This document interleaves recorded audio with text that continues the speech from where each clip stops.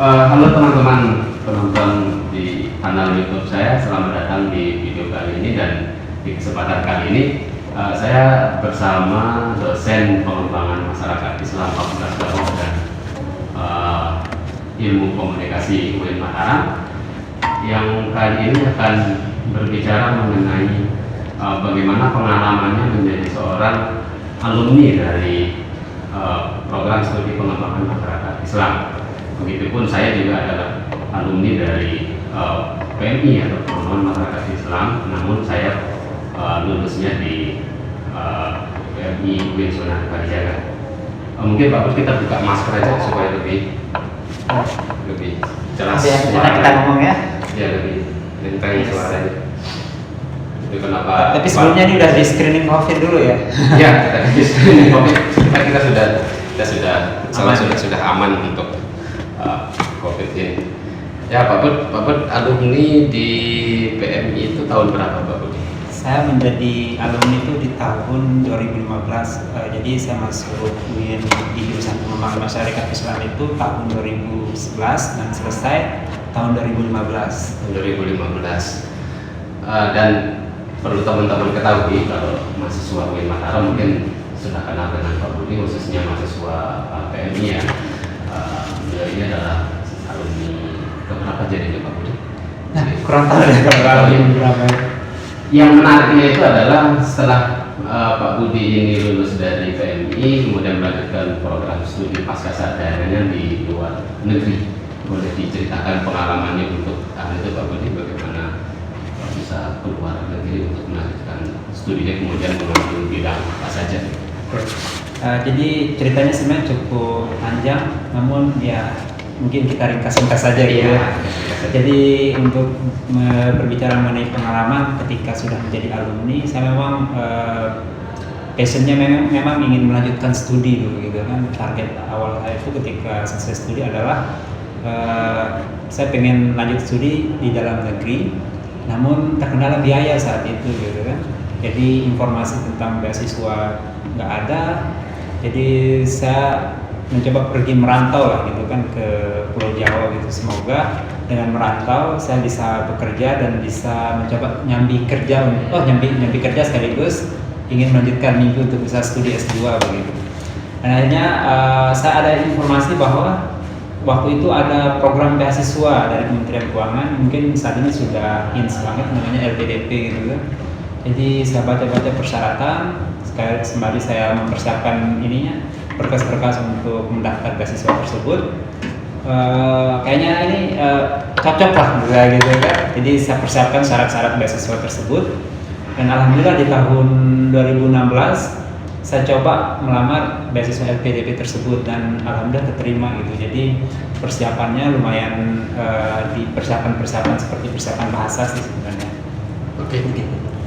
Nah, yang orang tahu kan, terutama mahasiswa PMI itu, terutama untuk mahasiswa baru juga mungkin mengalami suatu salah satu pengalaman yang hampir dirasakan oleh semua mahasiswa PMI, yaitu merasa ini PMI itu prodinya memang arahnya kemana sih? Pertama dari akronim kita PMI itu, orang kalau di publik atau di orang menanyakan kepada kita gitu, memang jurusan apa PMI, mesti secara cepat orang akan beranggapan PMI itu adalah Palang Merah Indonesia. Tapi pengalaman saya pada tahun 2010 juga pertama masuk di program studi ini, ketika ditanya oleh teman-teman di kampung gitu, kemudian di Jogja ngambil jurusan apa? PMI gitu. Emang ada jurusan Palang Merah Indonesia? Oh bukan, PMI itu pengembangan masyarakat Islam. Dan ternyata PMI ini tidak sebatas program studi yang kecil aja sih segitu. PMI itu ternyata memiliki kontribusi yang cukup besar untuk pengetahuan di Indonesia, dan juga ruang lingkup kerjanya juga yang beragam. Apalagi dari lulusan-lulusan dari kami di program studi pengembangan masyarakat Islam UIN Mataram juga memiliki banyak sekali sebaran-sebaran alumni yang sudah mencapai hal yang seperti prodi-prodi lainnya capai gitu. Alumni kami ada yang melanjutkan studi di luar negeri juga ada, yang bekerja menjadi PNS juga ada dan sebagainya. Dan sekarang kita bersama Pak Budi juga salah satu alumni di sini yang kebetulan juga menjadi dosen. Kita ada 3 ya alumni di sini yang kemudian sekarang juga aktif menjadi dosen di sini, dan di luar juga ada seperti teman-teman PMI yang lulusan sini juga menjadi dosen. Nah, Pak Budi, untuk menjadi alumni PMI itu kira-kira apa pengalaman pahit dan pengalaman enaknya menjadi alumni PMI itu? Ya, mungkin ada banyak hal sih sebenarnya untuk kita berbicara dulu ketika menjadi mahasiswa gitu kan. Saya dulu di awal-awal masuk jurusan PMI, saya juga merasa aneh, ini jurusan apa gitu kan, karena saya belum terlalu mengenal gitu, karena memang jurusan-jurusan mainstream di angkatan saya waktu itu seperti jurusan teknik, jurusan sains atau jurusan ilmu-ilmu sosial seperti sosiologi kan. Nah, PMI ini baru saya dengar waktu itu, dan berangkat dari rasa penasaran itu, dan memang saat itu juga peminatan untuk jurusan PMI ini lagi lemah-lemahnya di saat itu. Jadi ya udah saya masuk situ aja gitu kan. Berangkat dari rasa penasaran itu, saya masuk. Ketertarikan saya itu karena ada bahasa-bahasa masyarakatnya di kepanjangannya itu, di akronimnya. Jadi PMI, Pengembangan Masyarakat Islam begitu kan.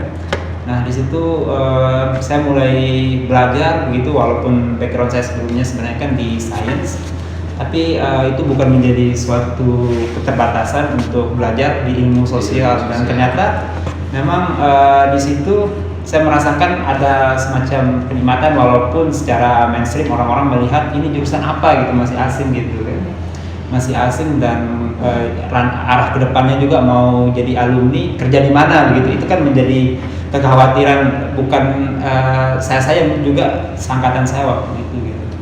Jadi pertama pengalamannya memang kita berada pada pandangan orang belajar di jurusan-jurusan tertentu yang mainstream, seperti ya banyak jurusan-jurusan lain gitu. Dan PMI karena masih kecil dan juga belum banyak yang mengenal, jadi itu menjadi pandangan tersendiri bagi sebagian besar orang gitu kan, terutama dari keluarga kah, atau dari teman-teman sekolah sebelumnya, atau mungkin dari jurusan-jurusan yang lain bertanya gitu, jurusan apa gitu.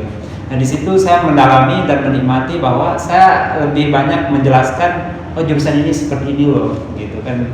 Di jurusan PMI ini ada berbagai kompetensi yang menawarkan kita bisa survive di tengah masyarakat seperti itu.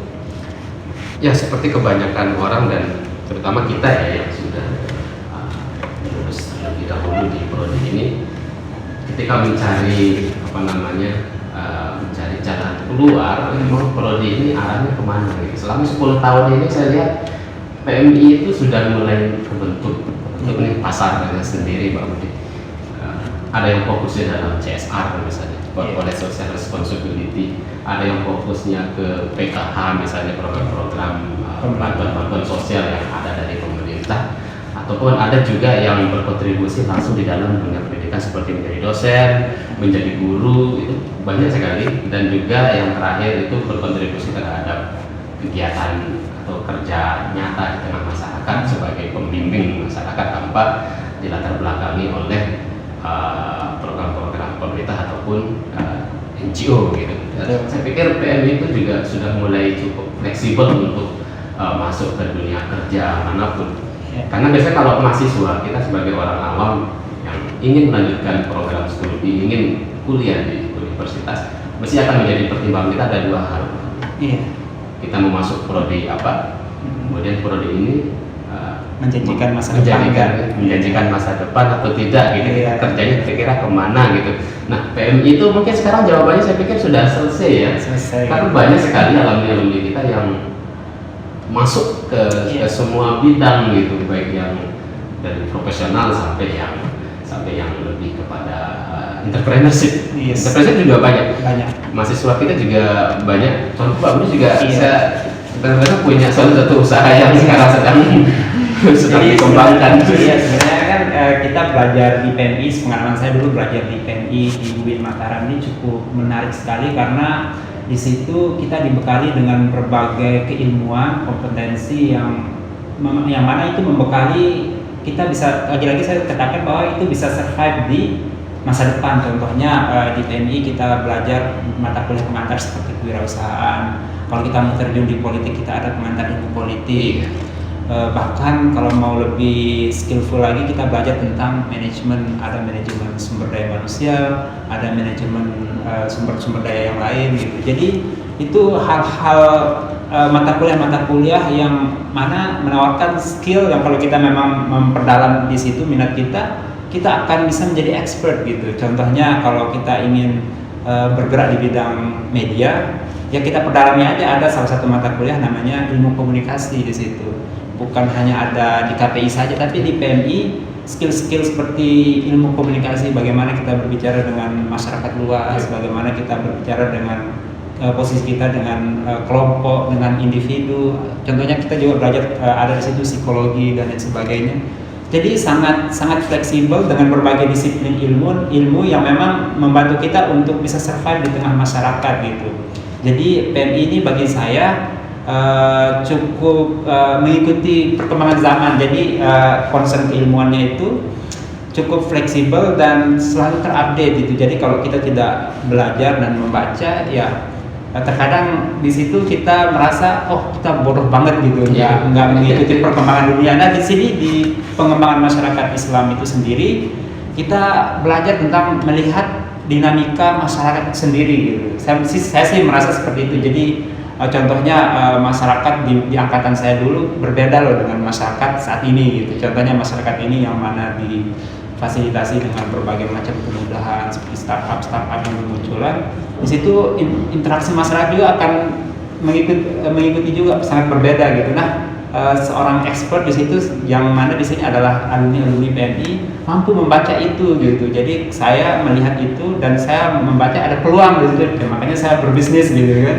Saya punya usaha dan alhamdulillah gitu dengan skill atau kompetensi seperti itu cukup mengantarkan kita untuk menuju kesuksesan sebenarnya gitu. Berarti usaha Pak Budi kita tampilkan di Ya. kalau mau beli minuman yang segar, hubungi Pak Budi.